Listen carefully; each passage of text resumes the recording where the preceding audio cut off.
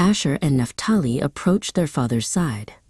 Asher was promised a life of rich, royal food, while Naphtali was described as a swift doe that brings beautiful words.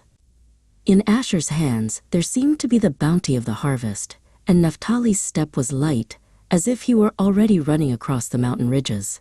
The tent was no longer filled with sorrow, but with a growing sense of wonder. Finally, Joseph, the son Jacob loved so dearly, came forward. Tears welled up in the old man's eyes. "Joseph, you are a fruitful bough by a spring whose branches climb over the wall." Jacob remembered the many trials and the bitterness Joseph had endured. Yet he praised the mighty hand that had sustained him, praying that the blessings of heaven and the deep earth would rest forever upon Joseph's head. Last of all, young Benjamin was called. Benjamin is a ravenous wolf. In the morning he devours the prey, and in the evening he divides the plunder. Jacob prophesied a future of strength and fierce protection for his youngest son. Now that all 12 sons had received their specific blessings, it felt as though a grand map of the future had been drawn within the small tent.